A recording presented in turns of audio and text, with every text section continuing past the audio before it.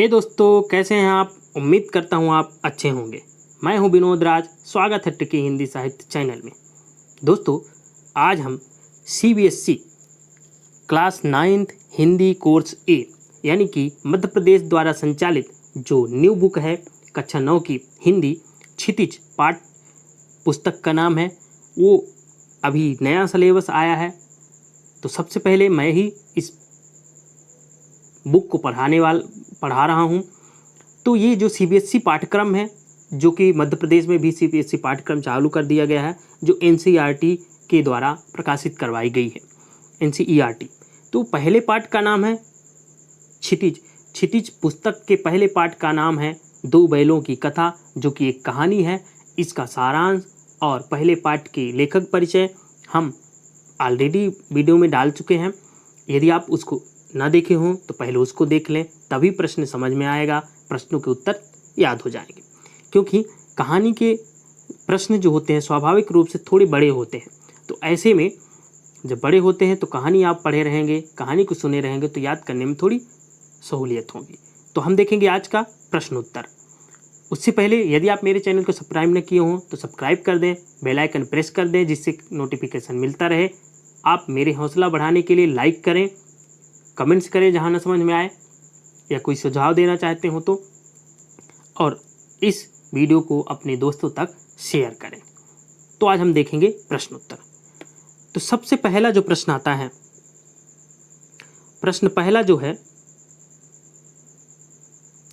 पहला प्रश्न है, काजी हाउस में कैद पशुओं की हाजिरी क्यों ली जाती होगी। यह एक अपने से ही पूछा जाता है। काजी हाउस, पहले मैं इसका शब्दार्थ तो बता चुका हूँ। काजी हाउस का मतलब होता है पशुओं का बंधक स्थान, या जहाँ पशुओं को बंधक बनाकर रखा जाता है। तो पशुओं की हाजिरी क्यों ली जाती है, उसका कारण है, काजी हाउस में उन पशुओं को रखा जाता है जो लावारिस होते हैं, मतलब जिनके कोई रक्षक नहीं होते। एक प्रकार से उन पशुओं की देखभाल की जाती है तथा समय समय पर उनकी नीलामी भी की जाती है। वहाँ निम्नलिखित कारणों से पशुओं की हाजिरी ली जाती होगी। पहला, पशुओं की संख्या ठीक पता रहे। पशुओं की सेहत की जानकारी तथा पहचान रखने के लिए। तीसरा, आवारा उत्पात मचाने वाले पशुओं को अलग रखने के लिए। ये तीन मुख्य कारण हैं। ठीक है ना।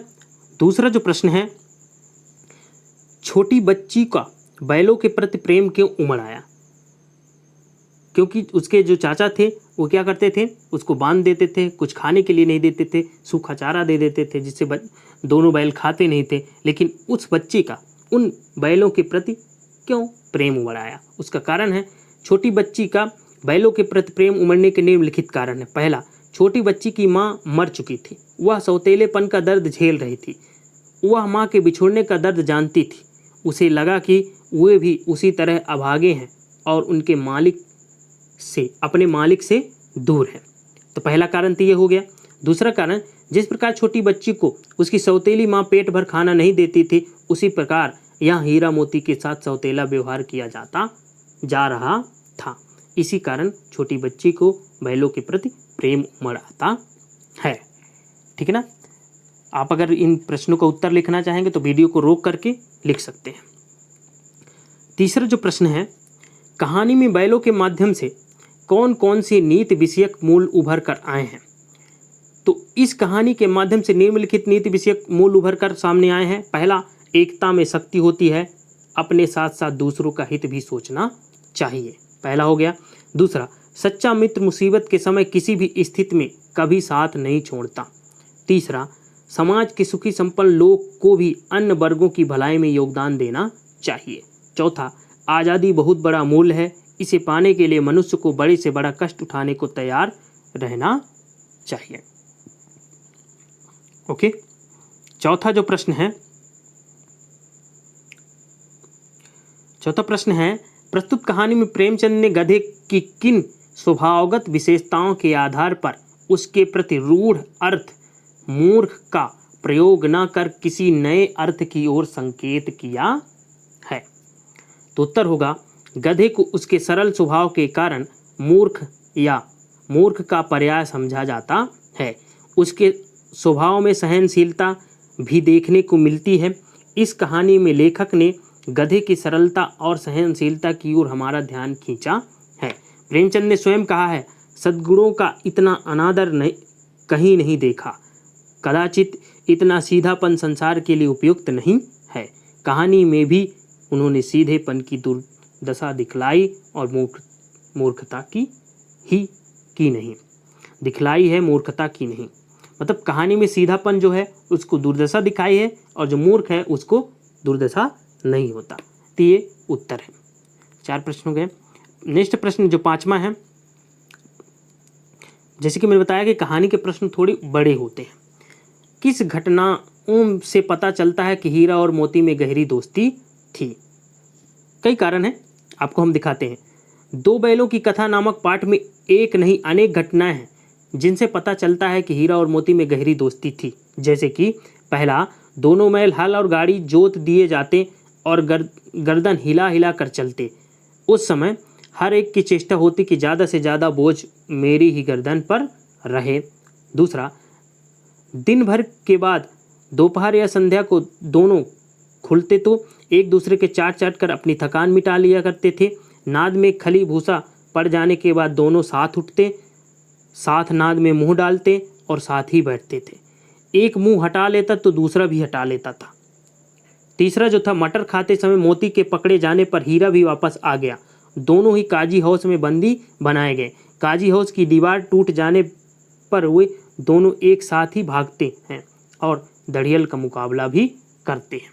तो ये रहा हीरा मोती की दोस्ती का प्रमाण। ओके। 6वां जो प्रश्न है, लेकिन औरत जात पर सींग चलाना मना है, यहाँ मत भूल जाते हो। हीरा की इस कथन के माध्यम से स्त्री के प्रति प्रेमचंद के दृष्टिकोण को स्पष्ट कीजिए। हीरा की इस कथन से यह जांच होता है कि उस समय समाज में स्त्रियों की स्थिति अच्छी नहीं थी। समाज में स्त्रियों के साथ दुर्व्यवहार किया जाता था, उन्हें शारीरिक यातनाएं दी जाती थी, वे पुरुषों द्वारा शोषित थी। इसलिए समाज में वे नियम बनाए जाते थे कि उन्हें पुरुष समाज शारीरिक दंड न दे।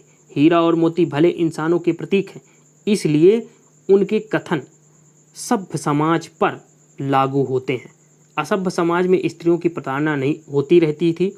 लेखक नारियों के सम्मान के पक्षधर थे, वे स्त्रियों तथा पुरुषों की समानता के पक्षधर थे। ये रहा इसका उत्तर।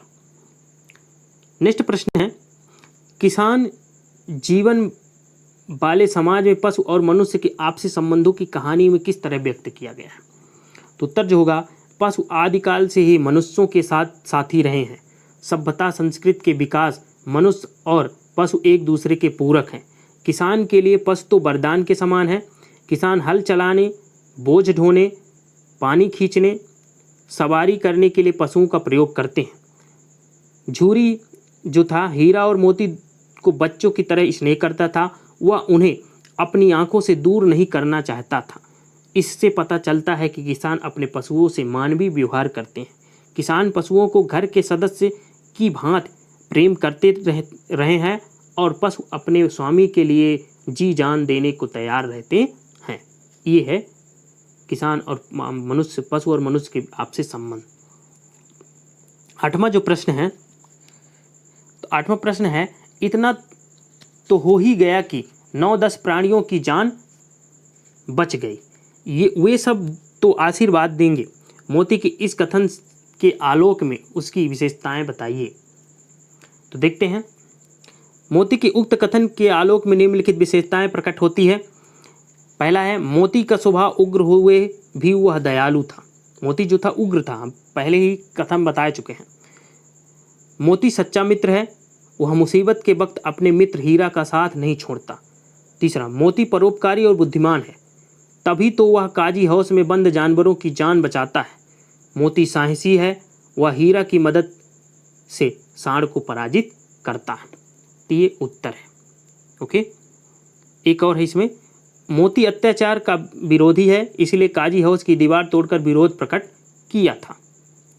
अब देखते हैं, आशा स्पष्ट कीजिए। यहाँ से भी प्रश्न पूछे जाते हैं। अवश्य ही उनमें कोई ऐसी गुप्त शक्ति थी जिससे जीवों में श्रेष्ठता का दावा करने वाला मनुष्य वंचित है। हीरा और मोती बिना कोई वचन कहे एक दूसरे के मन की बात समझ जाते थे। प्रायः वो एक दूसरे की भलाई की बातें सोचते थे। यद्यप मनुष्य स्वयं को सब प्राणियों से श्रेष्ठ मानता है, किंतु उसमें भी ये शक्ति नहीं होती कि वह दूसरों के मनोभावों को समझ सके। अक्सर वह स्वार्थ के कारण ही किसी दूसरे का हित सोचना नहीं चाहता। इसका ये उत्तर होगा। दूसरा कथन जो है,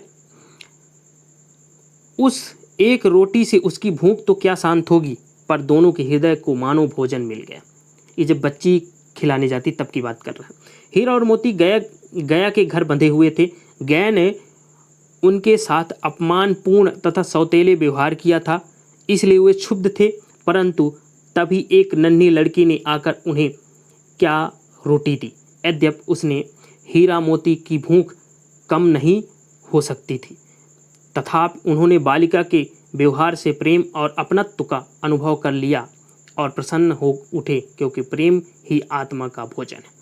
अब आपको बताना क्या है, जो गया था उसका झूरी से क्या संबंध था, इसको आप कमेंट के माध्यम से बताइएगा, ठीक है ना।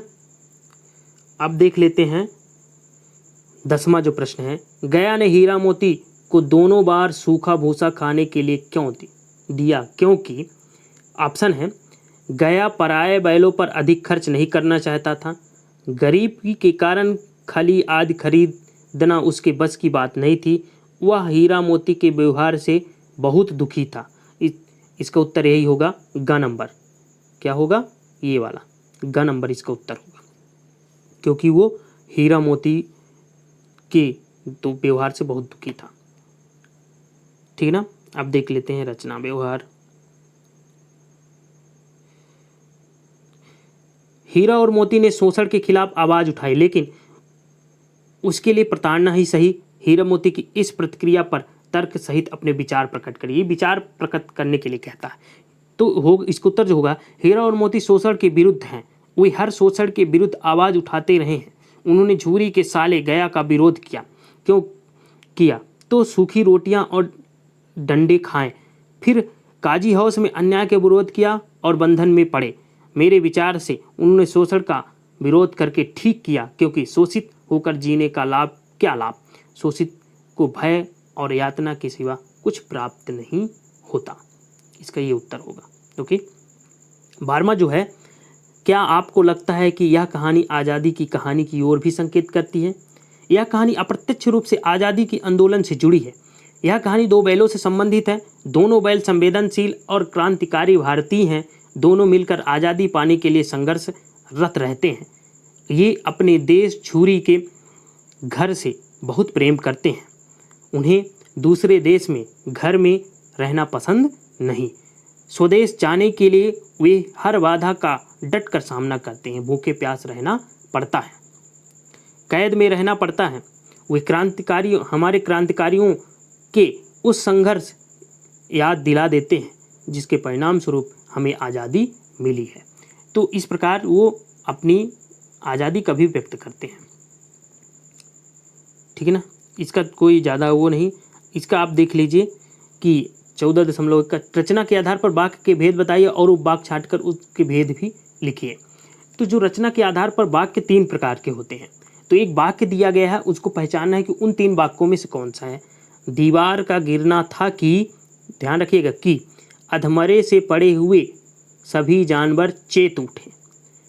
तो इसका जो 2 मिश्र वाक्य जो होते हैं, इसमें एक मुख्य वाक्य होता है और एक गौण या उपवाक्य होता है, ठीक है ना। और इनको कुछ योजक चिन्हों के द्वारा जोड़ा जाता है। तो ये मिश्र वाक्य है। इसका मुख्य उपवाक्य जो होता है, मुख्य वाक्य जो होता है, अधमरे से पड़े हुए सभी जानवर चेत उठे। गौण जो वाक्य था, दीवार का गिरना था।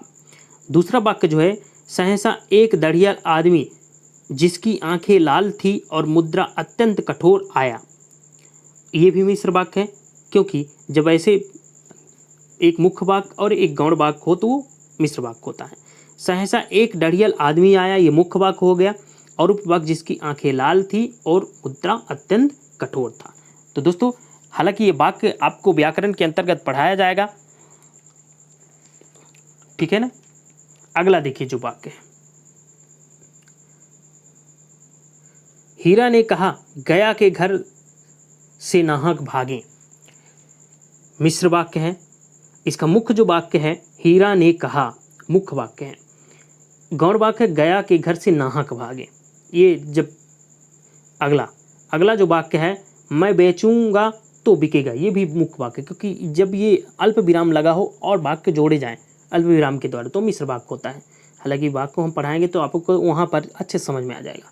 मिश्र वाक्य, मुख्य उपवाक्य होगा तो बिकेंगे, ये मुख्य वाक्य हो गया, और गौण हो गया मैं बेचूंगा। अगला जो है अगर वह मुझे पकड़ता तो मैं बेमारे ना छोड़ता, ये मिश्र वाक्य है। पूरे सभी जितने वाक्य थे मिश्र वाक्य हैं, ठीक है ना। तो इसका मुख्य जो वाक्य है वे मारे ना छोड़ता, गौण उपवाक्य है अगर वह मुझे पकड़ता। दोस्तों ये अभी नई बुक आई है, इसका अभी तक सलूशन किसी भी यूट्यूब चैनल में आपको नहीं मिलेगा, इसलिए सबसे पहले मैं ही बता रहा हूँ। तो आप ज़्यादा से ज़्यादा इस वीडियो को आप शेयर ज़रूर करिएगा। अब देखते हैं कुछ मुहावरे दिया गया है, उन मुहावरों का प्रयोग करना है, ठीक है ना, वाक्यों में प्रयोग करना है। तो देखिए, जी तोड़ काम करना, भारतीय किसान जी तोड़ काम करते हैं। अर्थ अलग होता है, वाक्य में प्रयोग अलग करना। टाल जाना, सेठ जी नौकर को मदद करने का झूठा आश्वासन देते रहे पर जरूरत पड़ने पर टाल गए। जान से हाथ धोना, युद्ध में हजारों जवान जान से हाथ धो बैठते हैं। 9-2-11 होना, पुलिस के आने की भनक लगते ही चोर 9-2-11 हो गए। ईंट का जवाब पत्थर से देना, भारतीय खिलाड़ियों ने प्रतिद्वंदी टीम को ईंट का जवाब पत्थर से दिया। ये रहा पहले पार्ट का अभ्यास, प्रश्नोत्तर, ये सभी। उम्मीद करता हूँ आपको अच्छा लगा होगा। इसी तरह आप नेक्स्ट वीडियो के लिए मेरे चैनल से जुड़े रहिए। यदि चैनल में पहली बार हैं, चैनल को सब्सक्राइब ना किए हों तो सब्सक्राइब कर दें। उसके बगल में एक घंटी है, उसको प्रेस कर दें, जिससे आपको नोटिफिकेशन मिलता रहे। और लाइक करें, कमेंट्स करें, और जहाँ ना समझ में आए तो कमेंट के माध्यम से पूछ सकते हैं, और ये वीडियो दूसरों तक शेयर करें। तो मिलते हैं नेक्स्ट वीडियो में, तब तक के लिए अपना ख्याल रखिए, स्वस्थ रहिए, धन्यवाद।